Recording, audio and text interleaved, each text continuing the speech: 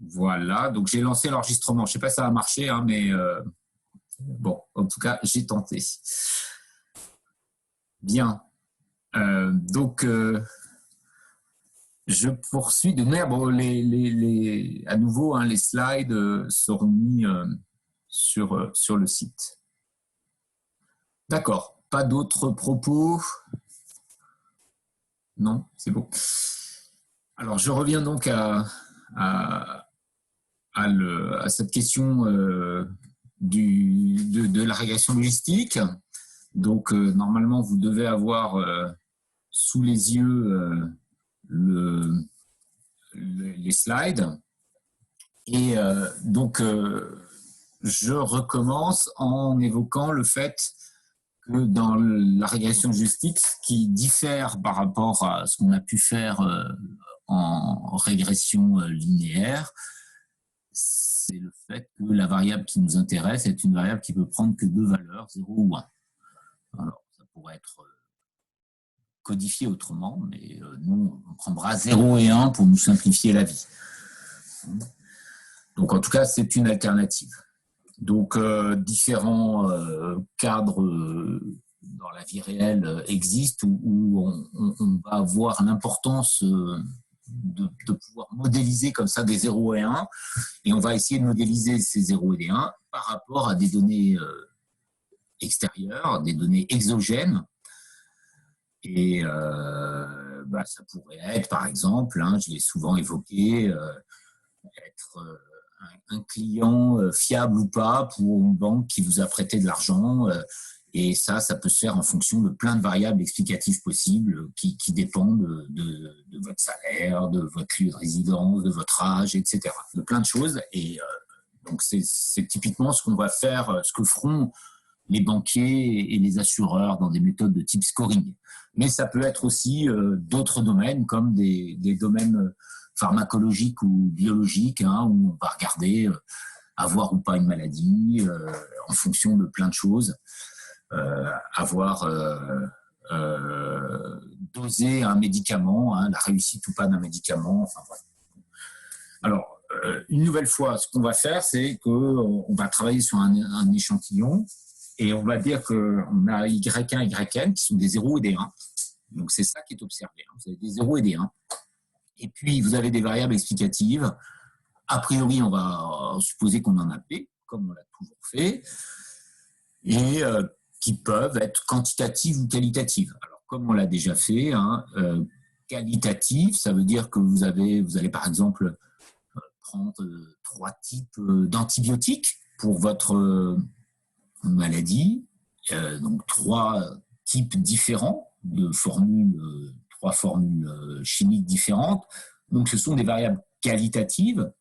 Et comment vous allez modéliser ça? Vous allez dire, vous allez remplacer votre variable qui prend 3 modalités en 2 variables hein, qui vont être des indicatrices. L'indicatrice d'avoir le premier antibiotique, l'indicatrice d'avoir le deuxième antibiotique, et puis vous pouvez aussi soit rajouter encore une indicatrice d'avoir le troisième antibiotique, mais une nouvelle fois on l'a dit, ça peut créer de la collinéarité, ou alors vous ne prenez pas, ce qui fait que vous avez de manière induite la troisième indicatrice lorsque vous n'avez pas les deux autres. Donc ça, on a déjà vu aussi pour les variables lorsqu'on faisait du modèle linéaire. Alors, donc vous pouvez mélanger des variables quantitatives et qualitatives comme variables explicatives. Alors ici, nos variables prennent que des 0 et des 1, et donc ça a peu de sens d'écrire que y égale xθ plus epsilon, comme on l'a fait avec un modèle linéaire, parce que vous devez, a priori, contraindre votre epsilon à être dans un intervalle réduit qui sera entre déjà au moins 0 et 1, et puis en fait, voilà, un modèle linéaire classique gaussien, là, n'a pas vraiment de sens. Alors, ce qu'on va plutôt faire, c'est modéliser les probabilités qui vont être, les probabilités que YI sont égaux à 1, enfin on va surtout noter ça, hein. La probabilité PI, ce sera la probabilité que YI soit égal à 1, et puis donc un moins PI, c'est la probabilité que YI est égal à 0. Et ce qu'on va essayer de regarder, c'est plutôt comment expliquer, comment modéliser ces probabilités en fonction de la base de données, hein, et en fonction de paramètres qui relieront les YI ou ces probabilités aux variables exogènes, aux variables x1 jusqu'à xp. Bien. Alors, pour YI, prenons ces valeurs dans 0, 1. PI, c'est une probabilité, c'est entre 0 et 1. Donc, on ne va pas pouvoir écrire que PI est par exemple, est une fonction linéaire des variables explicatives xi, hein, xj, enfin, xip, etc. Donc, ce que l'on va faire, c'est que on va utiliser une fonction instrumentale qui va s'appeler G et qui va nous permettre de transformer un nombre qui est entre 0 et 1, c'est-à-dire une probabilité, en un nombre qui appartient à R tout entier. Et on va vouloir que cette fonction G soit typiquement une fonction strictement croissante et qui va donc aller de 0 à 1 dans grand R. Alors, quel est l'intérêt ? Ça nous permettra de pouvoir choisir en toute latitude les paramètres θ0, θ1, θp sans mettre des contraintes a priori pour limiter PI, enfin pour limiter leur fluctuation dans 0, 1. Hein, comme maintenant on utilise cette fonction G, on va pouvoir prendre des valeurs dans grand R tout entier. Et il faudra que cette relation soit vraie pour tout i. Alors, si on fait ça et que la fonction est bien strictement monotone, donc celles qu'on va choisir vont être strictement croissantes, hein, on va pouvoir définir une fonction réciproque, et donc qu'on appelle G-1, et ainsi, finalement, les PI, on pourrait les écrire comme des PI θ. Hein. Alors, ils dépendent aussi des variables observées, qui sont les xi, hein, mais on va surtout notifier ce qui est inconnu, c'est-à-dire θ. Donc, les PI sont des PI θ, et ils s'écrivent comme un G-1, hein, par la relation précédente. Vous pouvez écrire que les PI θ sont un G-1 de θ0, θ1, θ1 plus θp, xip. Alors ça, c'est finalement, on pourrait mettre à nouveau une version matricielle en disant que c'est grand X θ pris en petit i. C'est la IM coordonnée de x θ. Bon, voilà. Donc, chacune des probabilités va dépendre des variables exogènes par cette relation. Donc, c'est finalement le modèle que l'on va choisir. Ce qui veut dire d'ailleurs, on le voit là tout de suite, que ces différentes probabilités ne sont pas les mêmes. Tout comme on était avec des modèles qui n'étaient pas identiquement distribués dans le modèle linéaire, puisque vous avez les YI, en fait, là aussi, leur espérance, c'était x θ pris en petit i, la IM coordonnée du vecteur x θ. Là, c'est pareil, les probabilités PI dépendent des valeurs prises par les différentes grands X, les variables exogènes, pour l'individu petit i. Donc, vous n'avez pas égalité entre PI et PJ. Hein. Tout dépend. Alors évidemment, si vous prenez que des 1 pour la variable exogène, donc en fait, vous supprimez toutes les variables exogènes et vous gardez que l'intercept d'une certaine manière. Hein. Donc là, oui, vous avez un G-1 de θ0 au final. Hein, et donc là, vous avez tout le monde, toutes les variables, tous les PI, pardon, sont égales. Bon, mais dans le cas général, vous avez des variables exogènes, il n'y a pas du tout d'égalité entre les différentes valeurs PI.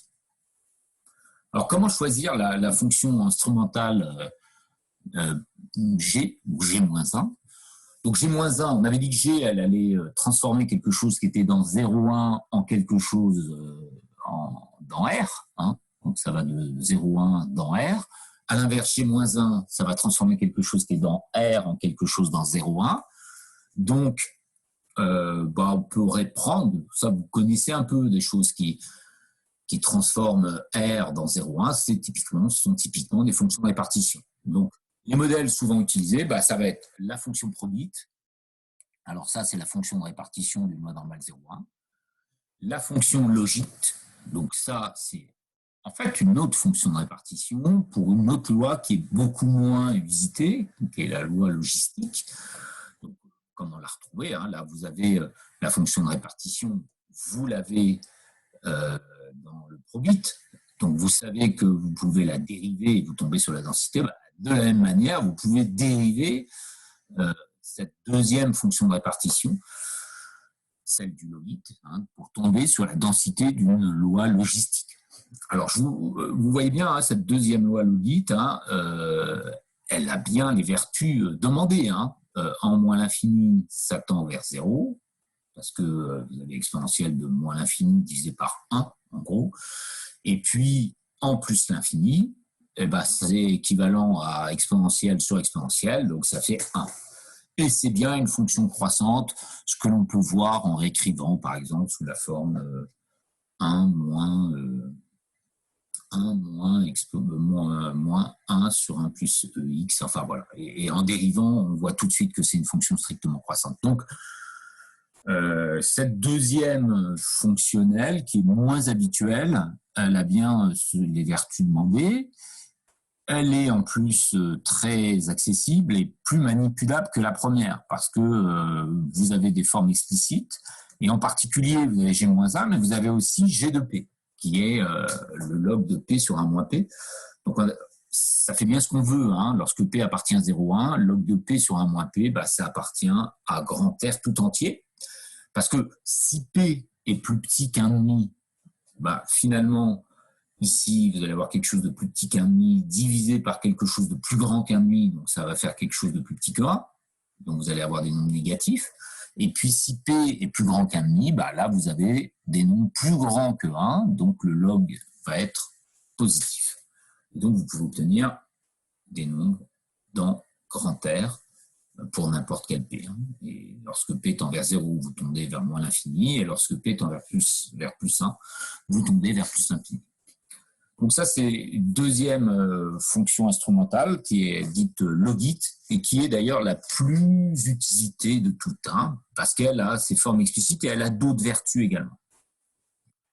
Troisième fonction un peu moins usitée, celle du log-log. Alors là encore, vous avez sous-jacent une autre distribution, une autre densité. Et là aussi, comme la logit, c'est une forme explicite par laquelle on peut aussi bien donner l'écriture de G-1 que celle de G. Mais elle est nettement moins utilisée que logit. Alors, pour les deux premières, et en fait pour la troisième aussi, on pourrait le faire, on peut trouver aussi des justifications heuristiques à l'utilisation de ces fonctions G instrumentales. Alors, comment faire ça? Eh bien, imaginons qu'on ait un modèle classique, linéaire. Eh bien, si on note Z qui est xθ plus epsilon, et maintenant qu'on prend grand Y, en fait, c'est l'indicatrice que Z soit positif. Donc, en fait, on va repasser à un modèle linéaire. Vous observez que Y, mais de manière inobservée, donc on va dire que c'est une variable latente, vous avez de manière sous-jacente un grand Z qui s'écrit sous la forme d'θ plus epsilon, et là on va supposer qu'epsilon est de loi normale, centrée, bon ça c'est pas nouveau, mais en plus avec une variance qui est IN. Bon, alors, si on a ça, ça veut dire que tous les Z sont indépendants, donc les Y sont aussi indépendants. Alors, ici, j'écris Y, c'est l'indicatrice que Z est positif. En fait, je devrais mettre YI, c'est l'indicatrice que ZI est positif. Et donc, vu le modèle, vous savez que les ZI sont indépendants les uns les autres, donc les YI aussi. Et puis, qu'est-ce qu'on peut dire d'autre? eh bien, le fait de ne pas avoir pris sigma 2, c'est pas très grave. Comme on s'intéresse simplement au fait que Z est positif ou nul, vous a dit, vous voyez que vous prenez une variance sigma 2, ça ne va rien changer sur le signe, parce que si vous divisez par sigma, vous retombez sur le même modèle. Hein. Donc, quant au signe, ça ne change rien de prendre sigma 2 IN. Voilà, donc finalement, on peut revenir à ce modèle-là. Et en fait, si on écrit que les YI sont définis par cette forme-là, hein, eh bien, on peut montrer que les pays sont G-1 de xθ I, à nouveau, hein, mais avec un G qui est celui de la fonction probit, c'est-à-dire la fonction de répartition. Voilà, donc ça c'est un petit calcul assez rapide à faire, hein. Vous pouvez le faire pour vous entraîner. Il faut 2 lignes hein, pour vérifier que dans ce cas-là, si vous avez pris finalement comme modèle, vous avez un modèle sous-jacent hein, qui est celui de dire les YI, c'est les indicatrices finalement que xθ pris en I plus epsilon I est positif, vous retombez sur exactement le modèle qu'on a posé au début, le modèle de régression logistique, mais avec la fonction G qui est la fonction probit. Deuxième cadre, exactement la même chose, mais vous prenez dans ce cas-là, pour les epsilon I, vous prenez la loi logistique, chose qu'on n'avait encore jamais faite. Donc c'est exactement la même chose. Et vous allez supposer que les epsilon I sont indépendantes. Alors là, je ne l'ai pas mis, mais les epsilon I sont indépendantes et de loi logistique. Loi logistique, c'est ce qu'on a dit, hein, c'est la dérivée de E de x sur 1 plus E de x. Hein. Et puis, dans ce cas-là, vous avez exactement de la même manière l'écriture de PI en fonction des xθ hein, pris en I, avec le lien qui est donné par la fonction logit. Voilà, donc il y a, quand vous utilisez de la régression logistique finalement, que vous preniez comme fonction instrumentale logit ou probit, il y a une forme de choix. C'est comme quand vous avez fait de la régression linéaire. Si vous faites des moindres carrés pour résoudre, c'est ce qu'on a fait, les moindres carrés, c'est un choix. C'est de considérer que vous êtes avec du maximum de vraisemblance gaussien de manière sous-jacente. Si vous aviez pris du maximum de vraisemblance avec une loi de Laplace, vous aviez des moindres valeurs absolues plutôt que des moindres carrés. Eh bien, nous, on fait la même chose. Quand on prendra une régression logistique avec la fonction logit, c'est qu'on a considéré un certain modèle sous-jacent où l'erreur est logistique. Si on prenait une autre fonction instrumentale comme probit, c'est qu'on avait une autre hypothèse sur les brousses. Une nouvelle fois, logit sera plus souvent utilisé que probit. Et contrairement à ce que j'ai évoqué sur régression par moindre carré et régression par moindre valeur absolue, il y a peu de différence. Il y a peu de différence au niveau des résultats, que vous preniez probit, logit ou log-log, ça donne à peu près la même chose. Bon, vous n'hésitez pas, hein, je parle vite là, je vais peut-être un peu vite. Vous n'hésitez pas si vous avez des questions par rapport à tout ce que je viens de dire. Comme nous ne sommes pas très nombreux, vous pouvez aussi utiliser votre micro si c'est plus simple pour poser une question. Je pense qu'il n'y a pas de souci pour utiliser le micro avec Zoom. Ouais, c'est bon pour tous. Ouais, bon. Ok. Alors, je poursuis. Bon, on pourrait se dire, on était avec des YI qui sont observés. Si on prend les G de YI, on va avoir un modèle de type xθ plus epsilon, à partir de ce qu'on vient d'écrire. Bon. Et donc, on pourrait aussi estimer les θ en travaillant sur les G de YI. Et vous auriez comme ça, comment est-ce qu'on estimerait finalement, vous estimez θ chapeau, vous estimez θ par θ chapeau. Hein, vous voyez, là, vous avez un modèle linéaire. Donc, vous avez remplacé, ça, c'est ce qu'on avait appelé, c'est ce qu'on avait utilisé juste avant. Donc, on pourrait appeler ça, je ne sais pas, les Y' ou les ZI. Hein, c'est ce qu'on avait dit avant. Et donc, vous auriez les ZI qui valent xθ plus epsilon. Et donc, vous pouvez essayer d'estimer. Sauf que les ADI, dans ce cas-là, ils ne valent que deux valeurs, ou 0, comme les YI valent 0 ou 1, les G de YI, ils valent que deux valeurs aussi. Et bon, on peut arriver à faire des choses et arriver à estimer les différents pays chapeaux qui vont s'exprimer en fonction de Xθ chapeau. Mais là, les moins de carrés que vous avez fait, vous avez eu pour les YI que deux valeurs possibles. Enfin, en tout cas, pour la valeur observée, la variable endogène, la variable à expliquer, ne prend que deux valeurs. Donc, les moins de carrés sont absolument pas optimaux dans un tel cadre. Ce n'est pas du tout dans le cadre général, puisque là, une nouvelle fois, ça nous contraindrait sur les epsilon. Donc, l'utilisation de cette technique-là ne va pas être satisfaisante. Il faut passer à autre chose. Et l'autre chose, ça va être d'utiliser, finalement un peu comme quand on l'a fait avec des moins de carrés sous l'hypothèse gaussienne, c'est d'utiliser du maximum de vraisemblance. Donc, la variable observée, on vient de le dire, elle prenait que deux valeurs. Mais maintenant, si on travaille avec du maximum de vraisemblance, on dispose de quoi? On a les YI qui prennent comme valeur des 0 ou des 1. On va supposer que ces valeurs sont prises de manière indépendante. On va avoir aussi le fait que les pays, c'est-à-dire les probabilités que chaque YI soit égal à 1, eh bien, dépendent de θ.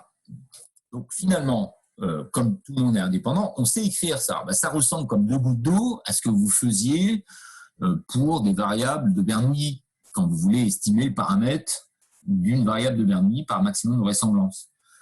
C'est exactement ça, sauf que le paramètre fluctue pour chaque i. Donc, il n'y aura pas forcément de simplification, mais vous allez avoir la vraisemblance qui s'écrit sous cette forme-là. C'est un produit des différentes probas. En fait, là, vous avez les probas de YI, et donc, elles valent, ces probas, elles valent, lorsque YI vaut 1, vous voyez, ça fait PI puissance 1, 1 moins PI puissance 0, donc vous tombez sur PI. Et lorsque YI vaut 0, vous tombez bien sur 1 moins PI. Alors ça, c'est une forme simplifiée qui permet de bien débrouiller cette vraisemblance. Et donc, vous avez un produit de tout ça. Bon. Et la seule chose qui est à noter, qui est cachée, c'est que les pays, en fait, dépendent de θ. Les pays s'écrivent comme des G-1 de Xθi. Donc, ils dépendent des individus, des valeurs prises par les X pour ces individus, et aussi de la valeur de θ. Et après, ils sont liés par un G-1. Donc maintenant, le G, il fait partie d'un choix a priori. Typiquement, on prendra G qui est logit. Vous pourriez aussi prendre G qui est probit, mais ça ne changera pas grand-chose à la méthode de résolution. Le G va être maintenant caché derrière. Ce choix de G va être caché derrière plutôt des questions méthodologiques générales qui ne dépendront pas du G. Alors, elles vont en dépendre un tout petit peu à certains moments dans les calculs, mais pas d'un point de vue méthodologique. Alors que quand vous faites des moindres carrés par rapport à des moindres valeurs absolues, vous avez des vraies différences de résolution. Ce n'est pas du tout la même manière d'obtenir des théorèmes limites. Bon, donc c'est un modèle de type, alors pas binomial, mais on pourrait dire multinomial. Vous avez différents pays pour les différentes valeurs. Et puis, si vous passez au logarithme, vous pouvez prendre, alors vous avez les YI qui sortent, c'est YI log de pays, vous transformez le produit en somme, et vous avez 1 moins YI log de 1 moins. Et si on remplace chacun des pays par ce qu'il vaut en fonction de θ, vous avez quelque chose d'explicite. Vous allez chercher θ chapeau, ce sera ce qui va maximiser la vraisemblance, donc maximiser la somme des YI log des G-1 de Xθ priori, plus 1 moins YI log de 1 moins G-1 de Xθ priori. Bon, on est content, on a une expression d'un estimateur de θ, sauf que ça a l'air difficile à débrouiller tout ça. Les G, on les a vus, les G-1, ça peut être des fonctions qui sont mises sous forme d'intégrales. Ça peut être aussi des logistiques. Donc, des logistiques, ça serait un exponentiel sur un 1 plus exponentiel. Alors, avec le log, ça simplifie un peu, mais pas beaucoup. Vous avez quand même un log de 1 plus exponentiel. Donc, ça ne se simplifie pas. Donc, en fait, dès que les xθ dépendent de i, et qui ne s'écrivent pas de manière simple, comme à partir d'un θ0 juste, ce qui serait le cas où il n'y a pas de variable explicative, c'est-à-dire le cas Bernoulli, eh bien, vous ne pouvez pas débrouiller cette somme de manière à maximiser en dérivant par rapport à θ. Là, vous voyez, vous pourriez dériver par rapport à θ, il faudrait faire la dérivée de g-1. Alors, on sait faire la dérivée d'une fonction de répartition gaussienne, on sait faire, sauf que vous avez un log, et donc vous allez avoir au dénominateur à nouveau dans cette fonction de répartition. C'est pas drôle, ça ne simplifie pas du tout. Donc, et même avec la logistique, même avec le log-log, ça ne se simplifie pas. Bon, alors on est content parce qu'on a un estimateur, mais en revanche, pour donner son écriture en fonction des YI, eh ben, on peut repasser, on n'est pas apte à le faire. Donc, on pourrait se dire, on est bloqué parce que comment faire après pour dire un peu si θ chapeau converge vers θ? C'est un maximum de vraisemblance, mais ok, comment est-ce qu'il converge? Est-ce qu'il a vérifié typiquement une normalité asymptotique? Parce que ça va être important pour nous. Comment faire aussi numériquement pour l'utiliser? Eh bien, maximiser une fonctionnelle, depuis le L2 et même le L3, vous savez bien faire. Maximiser une fonctionnelle, ça peut se faire. Ça revient d'ailleurs, on pourrait prendre la négative de cette écriture et minimiser. C'est souvent plus simple de minimiser que de maximiser. Mais on peut aussi voir ça comme, parce que finalement les fonctions G sont assez gentilles, elles sont très régulières, donc vous prenez le log, ça le sera aussi. Donc finalement, on pourrait se dire maximiser, minimiser, trouver un extréma, trouver un extréma local, et c'est quelque chose qu'on sait faire à partir des dérivations et donc à résoudre une équation qui est celle de la dérivée qui s'annule. Alors, je vais revenir sur une méthode qui permet d'arriver à résoudre une équation de type f de x égale 0.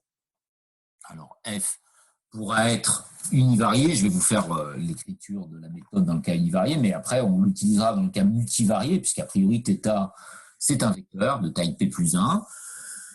Donc, la méthode de Newton-Raphson va nous permettre de résoudre, peut nous permettre, il y en a d'autres, peut nous permettre de résoudre une telle équation. F, même si elle est compliquée, elle est connue. Ça va être donné par quoi? Ça va être donné par les dérivés des G-1, etc. Alors, si on s'attache juste à résoudre f de x0 égale 0 dans le cas univarié, eh bien, une méthode possible, c'est cette méthode de Newton-Raphson, c'est de créer une suite récurrente telle que un plus 1 égale un moins f de un divisé par f' de un. Et si on prend M1 qui est le minimum des f', M2 qui est le maximum des f secondes, on peut montrer le résultat que si on peut relier un moins x0 à u0 moins x0. u0 étant le premier terme de la suite récurrente. Bon, voilà, donc ça c'est des petits calculs qui utilisent des accroissements, des inégalités d'accroissement fini, des formules de Taylor, en fait, Lagrange. Bon, ça se fait bien. Donc vous avez un résultat qui peut être intéressant dès que M2 sur 2M1 est plus petit que 1, et en fait plus précisément, si vous avez M2 sur 2M1 fois U0 moins X0, qui est plus petit que 1, bon, là, le terme ici qui majore, on peut voir qu'en gros, on peut mettre 2 puissance n en facteur, donc quelque chose qui tend très vite vers plus l'infini. Donc dès que c'est plus petit que 1, finalement, l'erreur, elle va tendre très très vite vers 0. Alors la convergence, elle est dite quadratique, parce qu'elle va beaucoup plus vite qu'une convergence en puissance n. Hein, c'est en puissance 2 puissance n. C'est extrêmement rapide. Et souvent, en 5-6 itérations, vous avez une approximation à 10-16 près.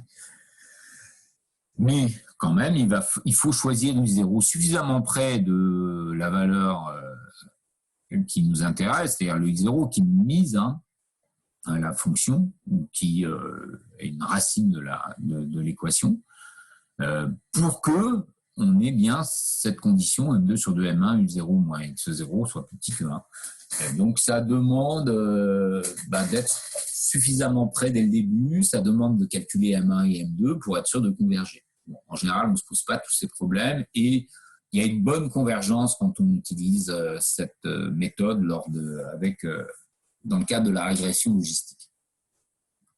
Donc nous, on veut utiliser cette méthode pour résoudre l'équation qui est trouver un point critique, donc que la différentielle en θ de la fonction f, plutôt la différentielle en θ0, de la fonctionnelle f soit nulle. Bon, alors la fonctionnelle pour nous, c'est la vraisemblance, elle dépend de θ0, elle dépend aussi des yi, elle dépend aussi des xi, mais ceux-là sont supposés observer, donc ça vous fait bien une fonctionnelle qui ne dépend que de θ, donc vous voulez chercher ça. Et donc comment fait-on?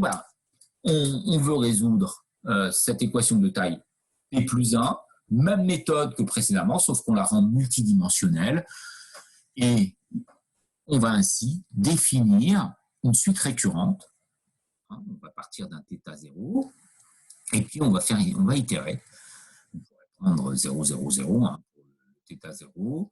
On peut d'ailleurs, vous verrez dans l'utilisation concrète de cette méthode, on peut lui fixer le point de départ pour le paramètre, on peut lui laisser chercher. Et puis, même formule que tout à l'heure, sauf qu'au lieu de travailler, tout à l'heure on travaillait sur un f, là on travaille plutôt sur sa différentielle. Alors c'est la différentielle, même pas de f, de log de Lθ. Donc cette différentielle de la log vraisemblance, normalement avant on divisait par la dérivée de f, on divisait par f', c'était un f' de θ de n, alors c'était f' de un, ici ça devient un f' de θ de n, mais sauf que le f' c'est déjà la dérivée, enfin le gradient, les différentes dérivées du log de la vraisemblance. Donc si vous étendez cette formulation à une formulation multidimensionnelle, vous allez avoir non pas la dérivée première mais la dérivée seconde, donc vous allez avoir une matrice et vous allez non pas diviser, mais vous allez multiplier par la matrice à la puissance moins 1, par l'inverse de la matrice. Ça, il faut s'assurer qu'elle existe, mais a priori, une nouvelle fois, ce sont des fonctions assez gentilles qui sont sous-jacentes, donc il n'y aura pas de souci pour la dérivée. Et puis, vous multipliez ça, normalement, il faut multiplier par f de un. F de un, ça devient la différentielle, le gradient de la log vraisemblance.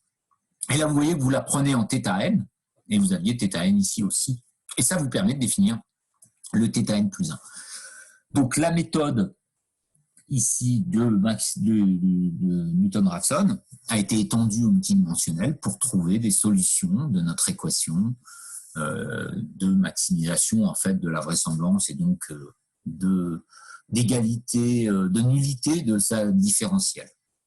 Alors c'est un peu lourd, on a vu que que la vraisemblance s'écrit en fonction de G-1, donc il faut pouvoir dériver. Bon, une fois que c'est fait une fois, il n'y a pas vraiment beaucoup de différence. Après, tout va dépendre des grands X. Une expression qui va dépendre à chaque fois des grands X choisis, ou observés, et puis de la fonction G. Mais vous pouvez programmer tout ça. Et en fait, dans le cas logit, il y a même des grosses simplifications qui peuvent être faites et qui font que on revient pour trouver la maximisation du log de la vraisemblance. On peut revenir à des moines carrés généralisés. Alors ça, je ne le fais pas, mais ça simplifie. Vous pouvez voir des explications un peu dans le help du logiciel. OK. Donc, on prend pour acquis que même si on n'a pas de forme explicite pour θ chapeau, on peut l'approcher et l'approcher d'aussi près qu'on veut à partir d'une méthode numérique. Alors, donc maintenant, on considère qu'on a la valeur θ chapeau n. Alors, je dis, on n'en a qu'une approximation, mais comme la méthode de Newton-Raphson va très très vite, en même pas 10 itérations, souvent, on a ce qu'il faut, ça, on a convergence. Alors, il faut un bon point de départ, c'est souvent le cas. Automatiquement, il trouvera ce qu'il faut dans le logiciel et avec les commandes de R que vous allez utiliser, il trouvera le bon point de départ de manière à converger et à converger très vite vers le θ chapeau n. Dès que vous avez une erreur d'approximation qui est plus petite que 10-16, numériquement, vous ne pouvez pas faire mieux. Donc, même si vous aviez la valeur implicite, ça ne changerait pas quoi que ce soit sur votre estimateur. Bon, alors maintenant, on peut donner un théorème. On a supposé que les Y étaient indépendantes. C'est ce qui nous a permis d'écrire la vraisemblance. Les Y sont indépendantes. Le modèle est régulier, à savoir que vous preniez logit, probit, log-log, tout ça sont des densités, des densités de loi absolument continues par rapport à la mesure de Lebesgue, qui sont très régulières. Le paramètre, en fait, il n'est pas dans le support de la loi, puisque toutes ces lois, elles vont de -1 à 1 dans R, enfin, elles vous permettent d'aller dans R tout entier, il n'y a pas de saut. Voilà. Donc, les fonctions G sont de classe C2. Si vous supposez que X est dans P plus 1, alors on peut montrer le résultat suivant, qui est un résultat qui pourrait faire écho à ce que vous savez faire avec l'information de Fisher. Sauf que là, c'est écrit de manière un petit peu plus compliquée. Et c'est exactement ça que vous faites quand vous faites quand vous démontrez la normalité asymptotique de l'estimateur de maximum vraisemblance de manière intermédiaire, vous avez ce résultat. Sauf que cette log vraisemblance, vous pouvez montrer qu'elle converge vers une espérance. Ici, on n'a pas forcément besoin d'espérance parce qu'on ne va pas supposer à l'avance que les xi sont des variables elles-mêmes indépendantes, identiquement distribuées. Voilà. Donc ça nous donne une version générale de la convergence de θ chapeau vers θ, qui est, disons, un vrai paramètre sous-jacent. Alors, là, vous voyez qu'il y a quand même une hypothèse sous-jacente, c'est que vous avez un vrai modèle logistique sous-jacent. Alors, typiquement, vous pouvez l'écrire en fonction de variables latentes, mais ça veut dire qu'il y a ça derrière, pour pouvoir... Il y a un vrai modèle. Donc ça, c'est une insuffisance un peu de cette méthodologie, parce qu'on voit bien qu'il est un peu artificiel, ce vrai modèle. Bon, mais en tout cas, ça nous permet d'avoir des résultats asymptotiques. Et donc là-dedans, il y a la dérivée seconde, donc c'est une matrice hessienne, si vous voulez, ici, et elle est prise à la puissance 1,5. Alors ça, on a déjà vu plusieurs fois, une matrice à la puissance 1,5. Ça se calcule typiquement en prenant une diagonalisation et en prenant la racine de la matrice diagonalisée, la matrice diagonale, en prenant les racines des valeurs propres. Bon. Alors, remarquons quelque chose, c'est un maximum vraisemblance, mais par rapport à ce que vous avez fait au premier semestre en stat 1, là encore, on a une différence, c'est que les variables ne sont plus identiquement distribuées. Elles sont indépendantes, mais pas identiquement distribuées. Deuxième chose, finalement ici, vous avez un lemme Slutsky qui a été utilisé pour démontrer ça, c'est-à-dire que le fait que la dérivée seconde soit utilisée remplace, en fait ça remplace un peu l'information de Fisher qui pourrait être mise en place. Vous auriez un I de θ chapeau. Alors, vous voyez, ici, on devrait mettre le vrai θ, en fait. C'est là où il y a Slutsky qui intervient. Normalement, vous devriez avoir le vrai θ, sauf que, comme ça converge, vous allez pouvoir remplacer le vrai θ par θ chapeau. C'est là où Slutsky est utilisé. Alors, l'intérêt d'une telle formule, ça va nous permettre de donner des intervalles de confiance et des tests liés à cet estimateur. Bon, alors justement, passons à cette partie test et validation du modèle. Alors, donc je m'arrête. Finalement, intervalle de confiance, on sait que c'est souvent lié au test, donc je ne vais pas en donner plus précisément de choses, mais on voit bien que dès que vous avez un théorème de la limite centrale comme celui-ci, si vous le restreignez juste à un des θ, par exemple à θj, eh ben, vous voyez que directement, vous avez un intervalle de confiance donné par ce théorème. En tout cas, il est asymptotique, mais vous avez un intervalle de confiance. Bon, alors, si on veut aller plus loin sur le modèle, on peut se demander si le modèle de régression logistique qu'on a considéré est acceptable. Ensuite, comment est-ce qu'on peut faire pour choisir la variable explicative? Et puis aussi, comment choisir entre les différentes fonctions instrumentales, probit, logit, log-log. Comment est-ce qu'on pourrait faire pour faire ça? Bon, si vous avez calculé θ chapeau, vous supposez que vous avez observé tout ce qu'il faut et que vous avez une valeur θ chapeau obtenue par l'équation précédente en ayant fait un choix du G, soit logit, soit probit, soit log-log. Il y a une chose qu'on peut obtenir naturellement, c'est la valeur prédite pour Y. Ça va être quelque chose d'important. Comment la définir? Eh bien, naturellement, ça va être lorsque la proba est plus grande qu'un demi. Alors, lorsqu'on faisait le modèle avec la variable latente, on retrouve ça. Dès que la proba est plus grande qu'un demi, ça veut dire que le ZI est plus grand que 0. Et donc, on va considérer que c'est 1. Et si le ZI est négatif, c'est 0. Là, c'est pareil, sauf que ça se répercute sur le PI. Mais le PI n'étant pas obtenu, on travaille avec les moyens du bord. Les moyens du bord, c'est PI de θ chapeau. θ chapeau est maintenant calculé. Donc, vous avez un moyen de déterminer les valeurs prédites, tout comme on faisait des YI chapeau qui étaient des X θ chapeau pris en I. Ça, c'était dans le modèle de régression linéaire par moins de carré. Là, c'est pareil, sauf que ce sont à nouveau des valeurs entre 0 et 1. Qui prennent comme valeur plutôt 0 ou 1. 1 si la proba calculée en θ chapeau est plus grande qu'un demi et 0 si. Donc on sait calculer des valeurs prédites par le modèle. Eh bien, une manière de valider, ou en tout cas de comparer les différentes méthodes pour la régression logistique, c'est de calculer ce qu'on appelle la matrice de confusion. Alors ça, c'est typique quand vous êtes, la matrice de confusion, c'est quand vous êtes avec une variable qualitative, alors encore plus typique lorsqu'elle est à juste 2 modalités, mais vous pourriez l'étendre à plusieurs modalités. Par rapport à cette méthode, vous allez travailler ici avec une matrice de confusion de taille 2,2, qui va être constituée de la manière suivante. Vous avez, alors pour ça, il faut avoir une base de données sur laquelle vous savez quelles sont les vraies valeurs des YI, les valeurs observées. Et puis, ça, on suppose qu'on a ça dans notre base de données. Vous avez les YI observés. Et puis, vous avez les différents XI. Donc, ça vous permet de calculer θ chapeau, ça vous permet aussi de calculer les YI chapeau. Donc, vous avez les YI, vous avez les YI chapeau.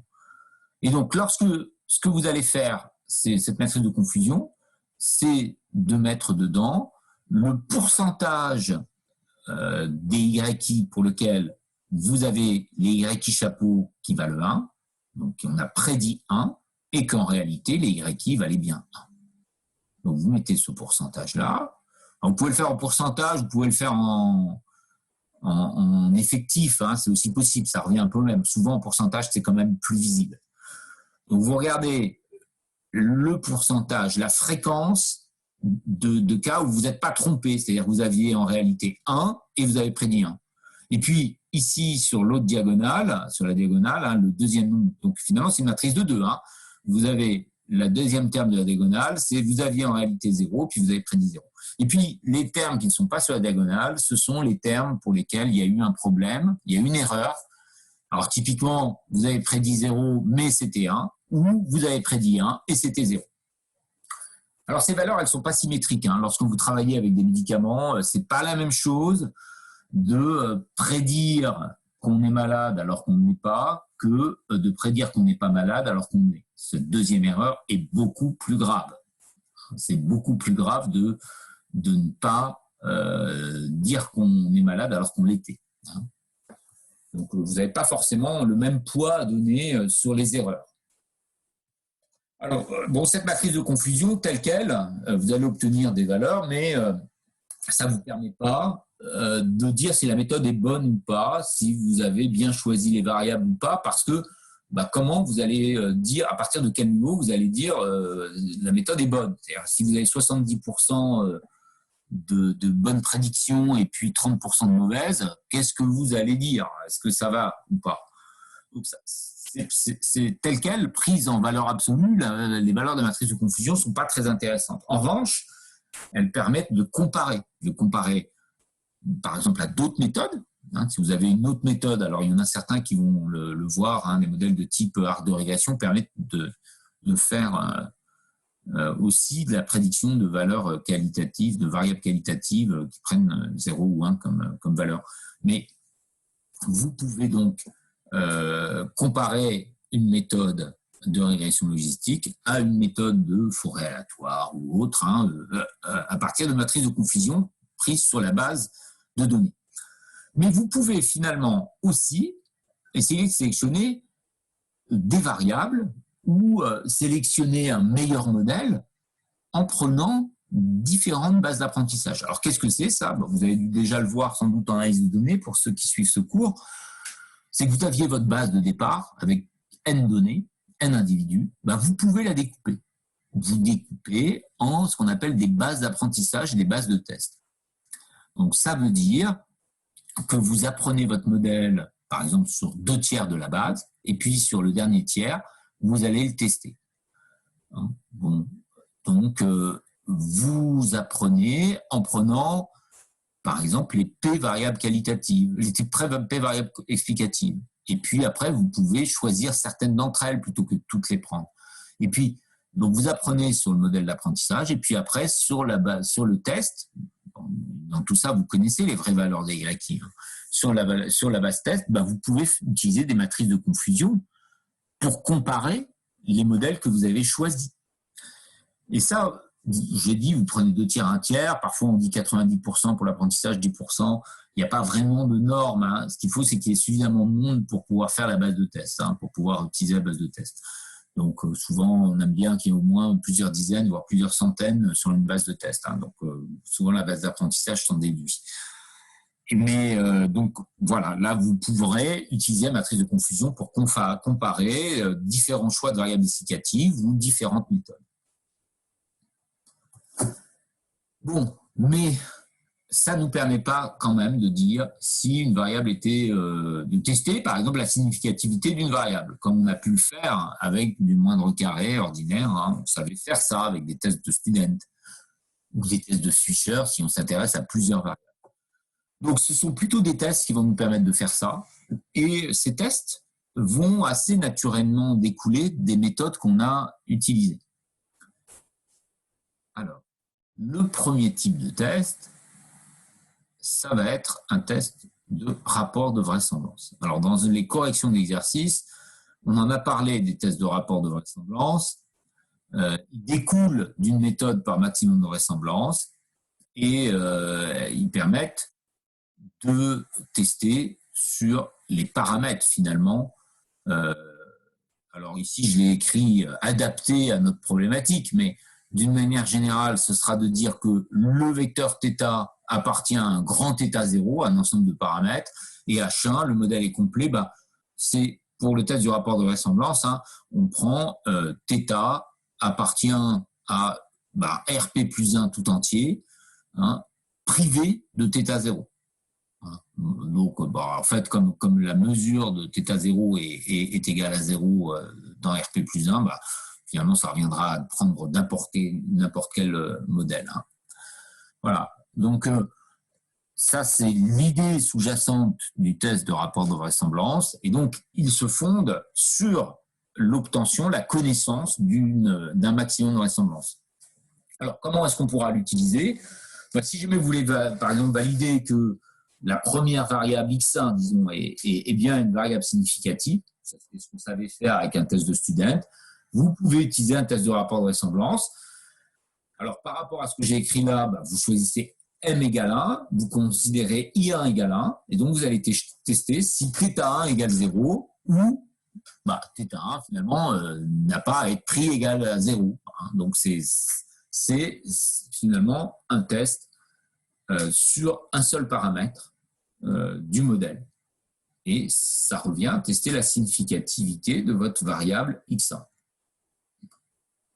Mais vous pouvez aussi tester si vos p variables directement, vos p variables θ1 jusqu'à θp, alors on ne prend pas θ0 qui fait encore office d'une certaine manière d'intercept, qui n'a pas d'incidence, mais c'est par rapport au choix des variables, mais vous pouvez prendre θ0, θ1 jusqu'à θp nul. Donc ça, c'est un test global sur le modèle. Est-ce qu'il vaut mieux prendre un modèle contenant les p variables contre un modèle qui contient aucune de ces variables?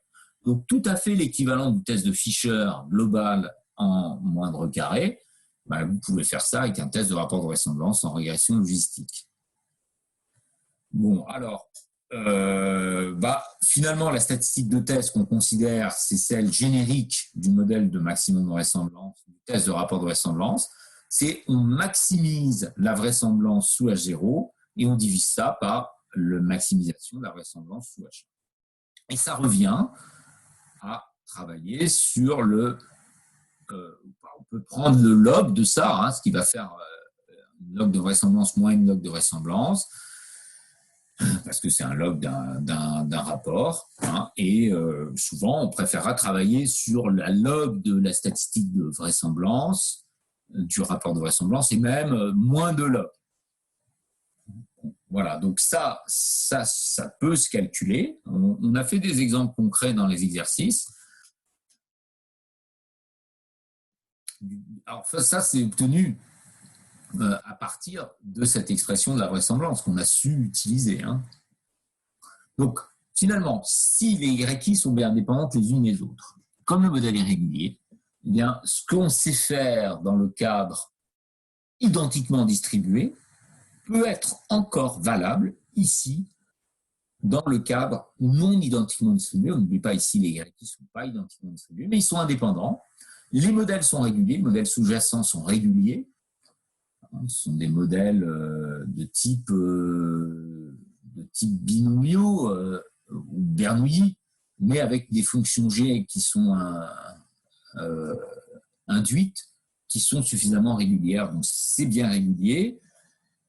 Et là, quand même, il faut supposer, pour que ce soit suffisamment régulier, il faut supposer, là, je ne l'ai pas écrit, mais il faudrait supposer, comme on le fait depuis le début, que la matrice grand X est une matrice de rang plein, c'est-à-dire de taille P plus 1. Et donc, avec toutes ces hypothèses, vous avez la statistique du rapport de vraisemblance, en fait, plutôt moins de log de cette statistique, qui tend vers un chi 2.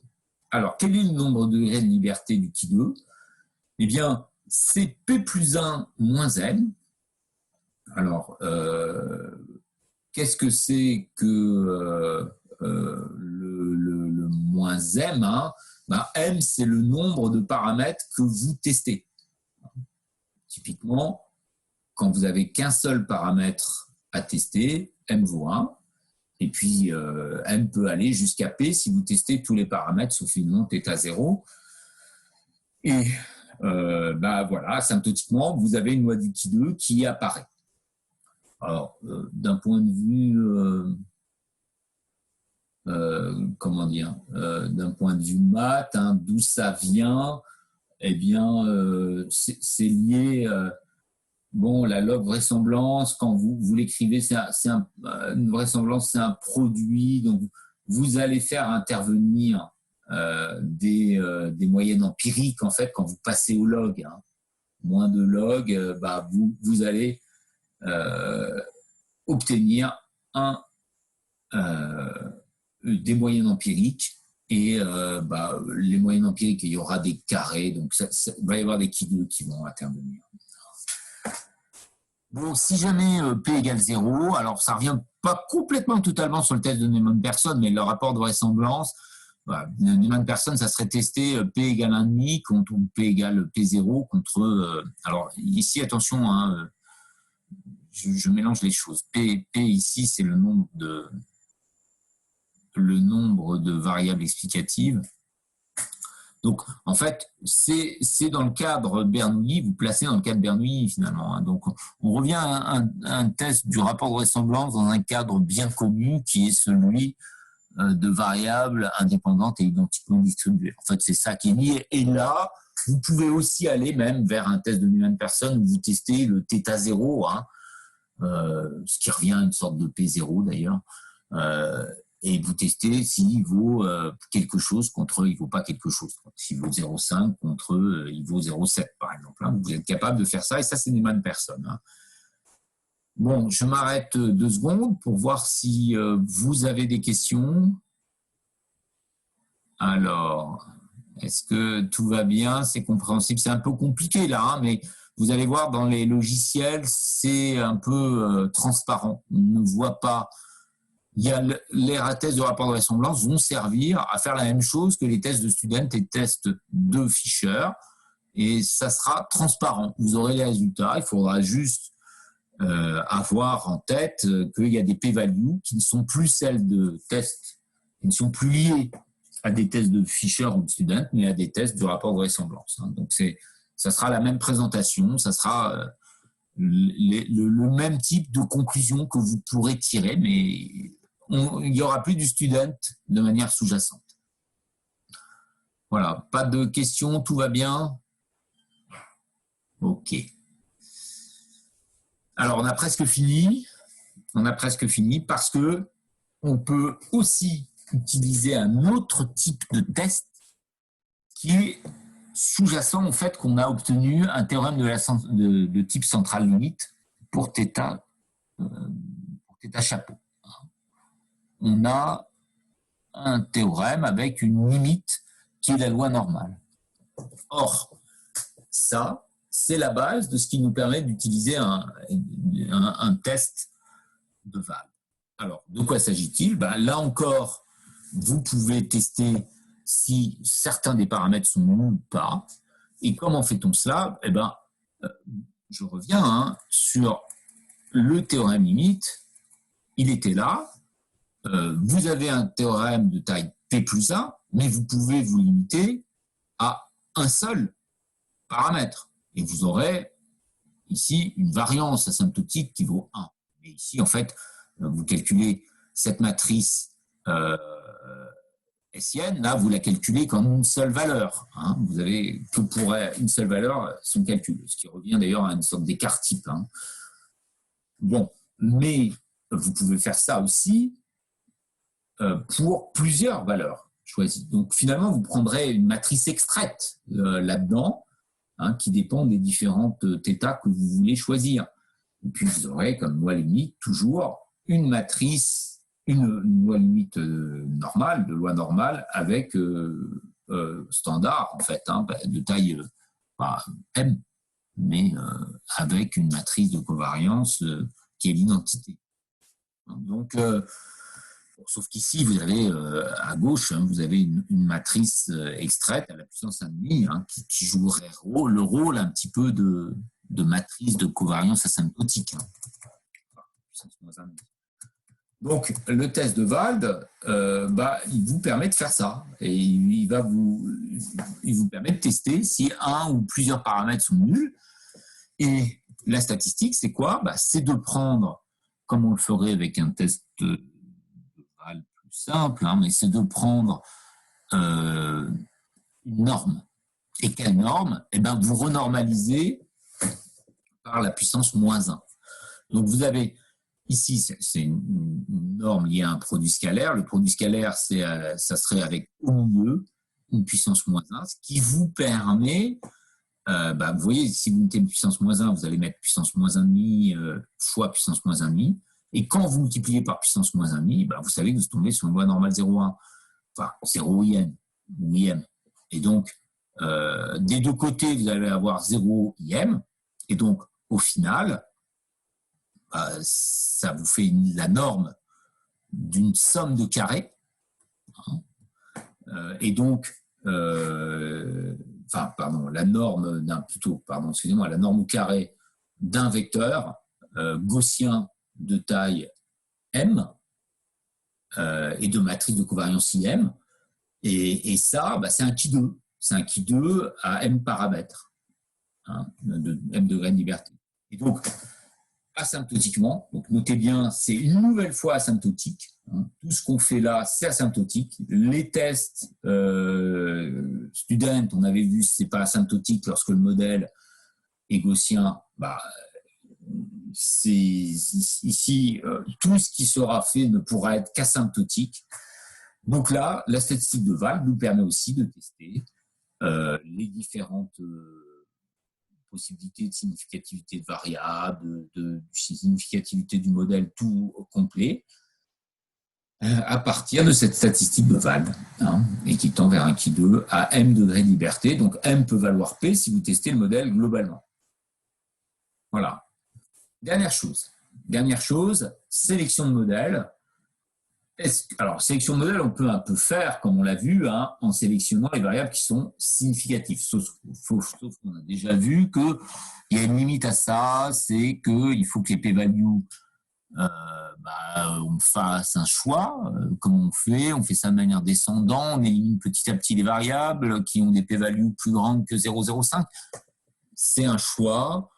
Et on n'est pas sûr, en faisant ça de manière itérative, qu'on ne va pas oublier certaines variables. On sait que des variables peuvent se nuire les unes les autres. Et lorsqu'elles sont toutes les deux en présence, avoir des p-values supérieures à 0,5, alors que quand on n'en prend qu'une, elles auraient des p-values inférieures à 0,5. Donc, c'est pas évident. Et puis, il y a des jeux de collinarité entre variables qui font que cette méthode est un peu pénible et ne mène pas forcément, enfin en tout cas lacunaire, et même pas forcément à un meilleur modèle. Et donc, les critères de sélection de modèles, comme on a déjà vu, comme AIC, BIC ou CP, pourraient être utilisés. Sauf que CP, c'est typiquement les moins de carrés, les moins de carrés linéaires. Donc là, ordinaire. Donc là, on ne sait pas ce qu'on va utiliser, mais en revanche, AIC et BIC peuvent être tout à fait utilisés, puisqu'ils portent sur moins de log de la vraisemblance, plus une pénalisation qui dépend du nombre de paramètres. Eh bien, on peut utiliser la même chose et on peut calculer pour chaque modèle. Lorsque j'appelle M ici, attention à ne pas confondre avec ce qui précédait. M, ce n'est pas le choix du nombre de paramètres choisis, de variables explicatives choisies. M, c'est le modèle, comme on l'a déjà écrit. Donc, c'est parmi, vous avez le modèle, c'est parmi 1, 2 jusqu'à petit p, vous choisissez un sous-ensemble. Par exemple, 2 et 4 pour choisir x2 et x4 comme variable explicative. Donc, vous calculez moins de log de la vraisemblance maximisée. L'intérêt, c'est que la vraisemblance, c'est ce qui nous a permis de travailler, ce qui nous a permis d'estimer θ. Donc, on la connaît, la vraisemblance, et donc on peut la maximiser. Et puis, vous rajoutez, alors pour le BIC, vous mettrez un log de n fois le cardinal de m, c'est-à-dire le nombre de variables, le nombre de paramètres estimés. Et finalement, on choisira le meilleur modèle au sens de celui qui va minimiser le critère BIC pour l'ensemble des modèles choisis, en général la famille exhaustive, ou bien une famille hiérarchique, ou voilà, un choix possible. Mais on aimera autant minimiser parmi tous les modèles possibles. Donc, on retombe un peu sur des techniques que l'on a déjà vues à la fin, sauf que on les a adaptées. La vraisemblance, c'est plus une vraisemblance gaussienne, c'est une vraisemblance liée à du Bernoulli à paramètres différents. Voilà. Donc, et donc, c'est non plus des tests de Student ou Fisher, mais des tests de rapport de vraisemblance ou des tests de Wahl qu'on va utiliser, qui ne seront utilisés qu'asymptotiquement. Je m'arrête là. La fois prochaine, je poursuivrai un peu sur cette modélisation de variables qualitatives, sauf qu'au lieu d'avoir juste 2 modalités, on pourra en avoir plusieurs. Et ça s'appellera une régression polytonique. On fera ça assez vite et puis on entamera le dernier chapitre du cours sur ce qu'on appelle les moindres carrés non linéaires. Et voilà. Je m'arrête. Est-ce que vous avez des questions? Vous pouvez utiliser le micro ou vous pouvez les poser par écrit.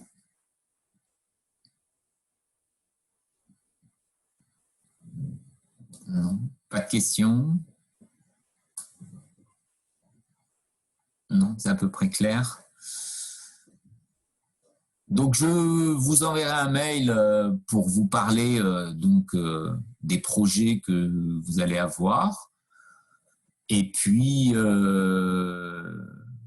voilà. Donc, demain, on se retrouve pour un TP qui finira le chapitre précédent et qui commencera, je l'espère, un petit peu la régression logistique.